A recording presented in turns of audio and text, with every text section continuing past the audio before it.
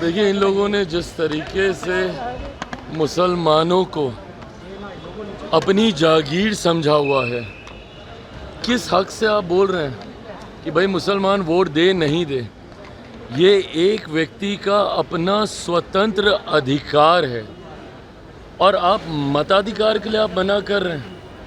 एक ऐसा अधिकार जिसका इस्तेमाल देश के हर एक नागरिक को करना चाहिए, जिस पर भी वो नागरिक विश्वास रखता है, अपने भले के लिए, अपने भविष्य के लिए, जिसको भी वो चुनना चाहता है, उसको अपने मत का अधिकार उस व्यक्ति को जिताने के लिए करना चाहिए।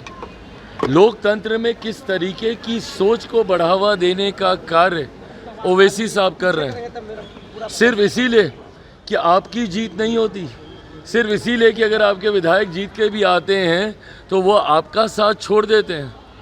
इस डर से आप मुसलमानों के बीच में कब तक भय की राजनीति करेंगे? और मैं एक बार फिर से मैं दोहराता हूँ, मुसलमानों के लिए मैं दोहराता हूँ कि भैया बहुत हो गया डर की राजनीति से अपने आप को इस्तेमाल करने देना, बहुत हो गया। निकली अब इन सारी चीज़ों से। कब तक डर डर के आप इसको नहीं ये सत्ता में आए इसके लिए वोट करेंगे? अरे लाइए ना, जिसको आप सत्ता में लाना चाहते हैं उसके लिए वोट कीजिए और उसकी जवाबदेही तय कीजिए।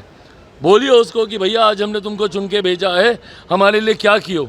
अगर यही जवाबदेही तय की होती 15 सालों में जब राजद का शासन था, देश में जब लंबे समय तक कांग्रेस की सरकार थी, मुसलमानों ने अगर ये जवाबदेही तय की होती तो संभवतः आज इनके हालात ऐसे नहीं होते। सच्चर कमेटी की रिपोर्ट ये जानकारी नहीं देती कि भैया मुसलमानों के हालातों की क्या हालत है। और आज जब हमारी सरकार बिना सोचे हुए वेलफेयर स्कीम हो, गरीब कल्याण की योजनाएं हों, बिना सोचे हुए हम लोग बिना जात पात धर्म मज़हब में कोई मतभेद रखे हुए, बिना किसी भेद के योजना का लाभ समाज के हर एक वर्ग को देने का हम लोग काम कर रहे हैं। तो ऐसे में किस मुंह से आके ओवैसी साहब बोल रहे हैं कि भैया मत दो वोट? क्या मिल जाएगा अगर वोट नहीं देंगे तो? आज की तारीख में कौन सी ऐसी योजना है जिसका लाभ मुसलमान परिवारों को नहीं मिल रहा? घर से लेकर राशन तक, महिलाओं के लिए जितनी योजना है, क्या उसमें किसी तरीके का भेदभाव किया गया? सिर्फ धर्म के नाम पर बांटने की राजनीति ने हमारे प्रदेश को बर्बाद करके रखा हुआ है। और ऐसे नेताओं को सोचना चाहिए कि आप हमारे देश को, हमारे प्रदेश को किस कगार पर लेकर जाना चाह रहे हैं। यहाँ सब एकजुटता की बात कर रहे हैं। मेरी सरकार, हमारी सरकार का मंत्र है सबका साथ, सबका विकास, सबका विश्वास, सबका प्रयास। मैं खुद बात करता हूँ भैया बिहार फर्स्ट, बिहारी फर्स्ट की, तो ये लोग मुसलमान को बांटेंगे जात और धर्म के नाम पर। हाँ, तो ये भ्रम तो फैलाते ही है ना। विपक्ष का काम क्या है? हर एक पॉजिटिव नैरेटिव को किस तरीके से नेगेटिव बना के फॉल्स नैरेटिव में सेट किया जाए। This is what they been doing always. CA जैसा कानून, नागरिकता देने वाले कानून को नागरिकता छीनने वाला कानून बताकर देश भर में इन लोगों ने आगजनी का माहौल बना के रखा। आज मुझे बता दीजिए, सीए के माध्यम से किसकी नागरिकता छीन ली गई?